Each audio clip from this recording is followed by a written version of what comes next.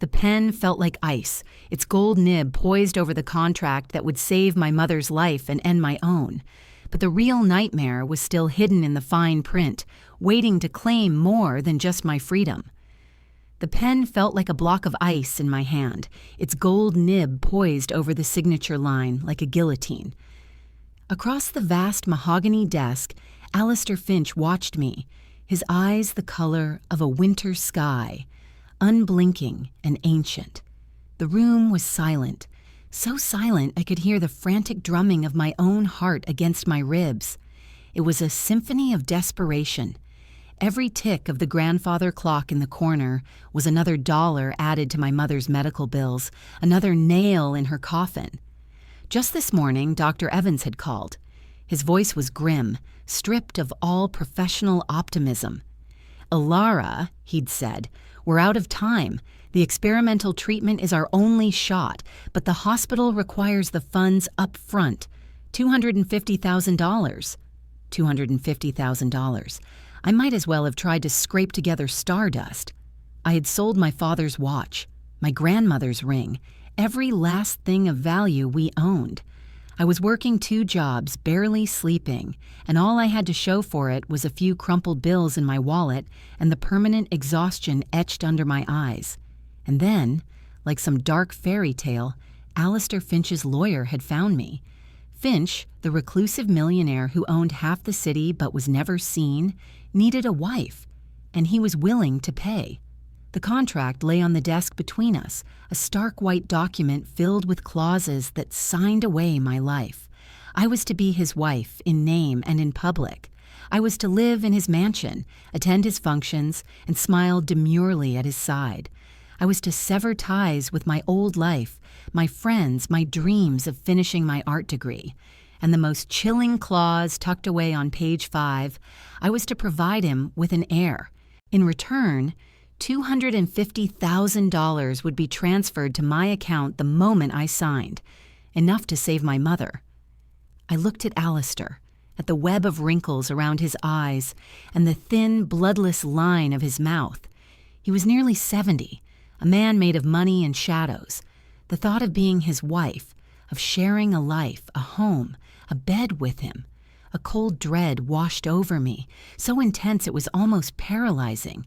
But then I saw my mother's face in my mind's eye, her smile, weak but still so full of love. The way her hand felt in mine, frail and papery. I would walk through fire for that woman. This was just a different kind of fire. "The funds are ready for immediate transfer," Alistair said, his voice a dry rustle of leaves. He wasn't trying to convince me. It was a statement of fact, a transaction. My life for my mother's. I took a shaky breath, the sterile, lemon-scented air of his study filling my lungs. I thought of the antiseptic smell of the hospital, and the choice was no choice at all. My hand moved, the pen scratching against the thick paper. My name, Alara Vance, flowed out in ink, looking like a stranger's. The last act of the person I used to be. The moment the final loop of my signature was complete, a soft chime sounded from the lawyer's tablet. "The transfer is complete, Mr. Finch," the lawyer said, his voice devoid of emotion. My phone buzzed on the desk beside the contract. I picked it up with a trembling hand. A notification from my bank, a balance I couldn't even comprehend. It was real. A wave of dizzying relief crashed over me, so potent it almost brought me to my knees. I did it. Mom was going to be okay. "You will move in this evening," Alistair stated, rising from his chair. "My driver will collect you from your apartment in 1 hour. Bring only what is necessary. Everything else will be provided for you." That evening, I stepped into a world I didn't belong in. The Finch mansion wasn't a home, it was a museum. Cold marble floors echoed my footsteps, and portraits of stern-faced ancestors watched me from the walls. A silent housekeeper showed me to my room, a suite, really larger than my entire apartment. It was beautiful, opulent, and utterly soulless. It was my cage. Later, Alistair summoned me to his study. He was standing by the fireplace, staring into the flames, a glass of dark liquor in his hand. The contract was gone, but its presence lingered in the air between us. "I trust you've settled in," he said, not turning to look at me. "Yes, thank you," I whispered, my voice sounding small in the cavernous room. "About my mother, she will receive the best care in the world," he cut me off. "That is our arrangement." He finally turned, his gaze pinning me in place. There was something in his eyes I hadn't seen before, a flicker of an emotion that wasn't just cold indifference. It looked like triumph. "There is one more thing we need to discuss," he said, walking towards a large oil-painted portrait that hung above the mantelpiece. It was of a young woman, hauntingly beautiful, with wide, sad eyes and dark hair that fell in waves, just like mine. The resemblance was uncanny. She looked so much like me it was like staring into a distorted mirror. "She's beautiful," I murmured, unnerved. "My late wife, Amelia," he said, his voice suddenly thick with an emotion I couldn't place. He reached out and brushed a finger against the painted canvas, a gesture of strange, cold reverence. "She passed away 20 years ago, before we could have the child she so desperately wanted." He fell silent and I waited, my skin prickling with a sudden, inexplicable fear. He turned his gaze from the portrait back to me and his eyes drilled into mine. "My lawyers are masters of discretion," he said slowly, "but they sometimes omit the finer, more personal details of an agreement. It can be off-putting to prospective candidates." My heart began to hammer against my ribs again, a frantic, trapped bird. "What details?" He gave me a thin, chilling smile. "The contract states you are to provide an heir to the Finch legacy. That is true, but it's not for me." He took a step closer, his voice dropping to a conspiratorial whisper that made the hairs on my arms stand on end. "You see, Alara, my son, my only child, also passed away. A tragic accident just last year. But before he died, he had the foresight to preserve his legacy. He's waiting for you, downstairs, in my private medical wing." The words didn't compute. They hung in the air between us, grotesque and nonsensical. "Waiting for me," I echoed, my voice a strangled whisper.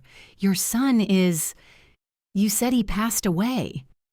The roaring in my ears was so loud I could barely hear myself think. This wasn't part of the deal. The contract said an heir. I had assumed, like any sane person would, that it would be his. An old man's last grasp at immortality. It was disgusting, but it was a logic I could understand. This, however, was the logic of a madman. Alistair's chilling smile didn't waver.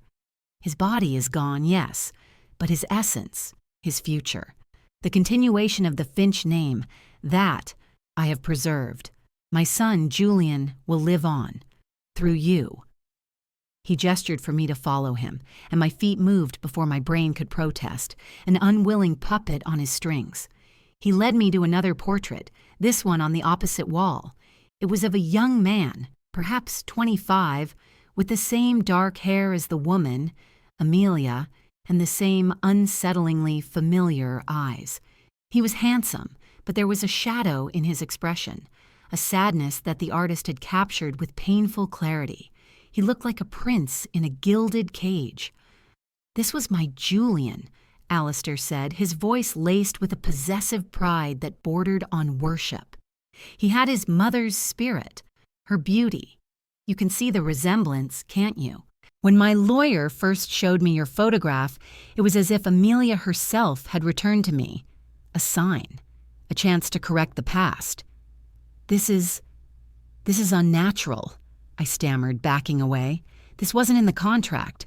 I won't do it." The words felt hollow, even to me. What choice did I have? The money was already gone, transferred to the hospital. My mother's life was already bought and paid for with this monstrous arrangement. Reversing it would be a death sentence for her. He knew that. He had trapped me completely. "Read your contract again, Ilara," he said, his tone turning sharp as steel. "It states you will provide an heir to the Finch legacy. via medically assisted insemination. It does not specify the donor. That detail was left to my discretion. He turned and began walking towards a heavy oak door I hadn't noticed before. You will do this. You will give my grandson, Julian's son, the life he was cheated out of. You will carry him, and you will give birth to him in this house. And then my part of the bargain will be complete. His words implied a finality that terrified me. What happened to me? After the bargain was complete. He opened the oak door, revealing a stark white staircase that spiraled downwards. The air that rose up to meet us was cold and smelled of antiseptic. It was the smell of the hospital, the smell of my fears. He led me down into a brightly lit corridor, a place that didn't belong in a historic mansion. It was a laboratory, a clinic. Gleaming steel, glass cabinets filled with vials, and a reclining chair that looked like it belonged in a futuristic horror film. A man in a white coat stood waiting, his face impassive. He didn't even meet my eyes. "Dr. Sterling will handle the procedures," Alistair said, as if discussing a business merger. "He is the best in his field. We will begin the process next week." I stood there, frozen in the sterile, cold room, my breath catching in my throat. I wasn't a wife. I was an incubator, a vessel for a dead man's child, all to satisfy the obsession of a grieving, powerful monster. I felt a scream building in my chest, a primal howl of terror and rage, but I swallowed it down. I couldn't break. Not yet. I had to be smart. I had to survive this. That night, sleep was impossible. I paced the silk rug of my palatial prison cell, my mind racing. I examined the windows. They were sealed shut. I tried the door to the hallway. It was locked from the outside. I was a prisoner. I sank onto the edge of the enormous canopy bed, tears of pure, helpless terror finally beginning to fall. A soft knock came at the door, and the silent housekeeper from earlier, a woman with a tightly wound gray bun and a face etched with decades of secrets, let herself in, carrying a tray with a glass of water. Her name was Mrs. Davenport, Alistair had mentioned in passing. She placed the tray on the nightstand, her movements efficient and silent. I expected her to leave immediately, but she hesitated. She straightened a wrinkle in the duvet, her back to me. Her voice, when it came, was a barely audible whisper, a ghost of a sound in the silent room. "I shouldn't be saying this," she breathed, still not looking at me. "But you have her eyes. Lady Amelia's eyes." She finally turned, and her own gaze was filled with a pity so profound it stole my breath. "He said the same things to her, you know, about legacy, about duty." She took a step closer, her voice dropping even lower, fraught with a desperate urgency. "Whatever you do, don't let him take you to the lake house. That's where Julian had his accident. It's where everything went wrong." Mrs. Davenport's words were a life raft in an ocean of madness. The lake house, Julian's accident. It wasn't just a warning, it was a clue. For the next week, I played the part of the compliant bride-to-be. I ate the gourmet meals delivered to my room, allowed Dr. Sterling to take blood samples and conduct preliminary exams, and nodded meekly whenever Alistair spoke of his dead son with that fervent, unnatural gleam in his eyes. But every night after the household fell silent, I worked. I used the state-of-the-art tablet they'd provided me, my only link to the outside world, not to shop for designer clothes, but to dig. I searched for news articles about Julian Finch's death, local reports, obituaries, anything. It was described as a tragic boating accident, a solitary trip on the family's private lake, a sudden storm, a capsized boat. Julian, a known strong swimmer, had drowned. It seemed plausible enough, but Mrs. Davenport's warning echoed in my mind. Everything went wrong there. I dug deeper, cross-referencing names from the Finch Family Foundation's board members, looking for connections. I finally found it, buried in the society pages of an old local newspaper archive, a photo from a charity gala a year before Julian's death. He was standing next to a young woman, not a socialite, but a doctor from the city's public hospital, Dr. Anya Sharma. Her arm was linked through his, and they were both laughing, their heads close together. They looked happy, in love. I found Dr. Sharma's professional profile online. She was a pediatric oncologist. A spark ignited in my mind. I called the hospital my mother was in, my voice trembling. "I'd like to speak with Dr. Evans, please. It's Alara Vance." When he came on the line, I got straight to the point. "Doctor, do you know a Dr. Anya Sharma?" There was a pause. "Yes, of course," he said. "Anya is a brilliant oncologist. She's actually the one who pioneered the experimental treatment your mother is receiving. She developed it right here." The world tilted on its axis. Anya, the woman Julian loved, she was the one who had, indirectly, saved my mother. It couldn't be a coincidence. I knew with a certainty that chilled me to the bone that Alistair Finch had orchestrated every single thing. He hadn't just found me. He had chosen me. He had used my mother's illness, an illness her son's beloved was trying to cure, as leverage to trap me. The cruelty of it was breathtaking. The next morning, when Alistair summoned me to his study, I was ready. "I've decided a trip is in order," he announced, his back to me as he stared out the window. "A change of scenery before the procedures begin. We'll go to the lake house tomorrow." It was the moment I'd been waiting for. My blood ran cold, but I kept my voice steady. "That sounds lovely," I said, the picture of obedience. The lake house was beautiful and sinister, a modern glass and steel structure perched on the edge of a dark, unnervingly still lake. That evening, as a storm began to brew outside, mirroring the one from the news reports, Alistair started drinking heavily. His grief, or whatever toxic emotion fueled him, made him sentimental and careless. He began to talk about Julian. He was weak, he slurred, swirling the amber liquid in his glass. Just like his mother, he wanted to throw away his legacy, his name for some charity doctor. He was going to give it all away. The Finch fortune, wasted on sick children. Can you imagine? His eyes were wild. I told him, I warned him. This legacy is all that matters. He wouldn't listen. We argued right out there on the dock. My heart was pounding so hard I could feel it in my throat. "What happened, Alistair?" I asked, my voice a soft whisper. "He said he was leaving. He got in the boat. I told him he wasn't going anywhere. I held onto the rope. The storm came up so fast, the boat tipped." He stared into the fireplace, his face a mask of cold fury. He should have listened. He should have stayed. But I saved his legacy. I will still have my grandson. He hadn't planned to kill him, not exactly. But he had let him die. He had chosen his twisted legacy over his own son's life. And now I knew his secret. "I know about Anya Sharma," I said, my voice cutting through his drunken haze. He froze, his glass halfway to his lips. "I know Julian loved her, and I know she's the doctor who created the treatment that saved my mother. You arranged all of this, didn't you? You targeted me." He set the glass down with a thud, his eyes narrowing. "You're cleverer than you look." "I am," I said, standing up. My hand went to the tablet I'd tucked into the waistband of my jeans. "And I've been recording this entire conversation." I held it up, the red recording icon glowing like a drop of blood in the dim light. "I've also been sending my entire search history, everything I've found about you and Julian, to a trusted friend every night.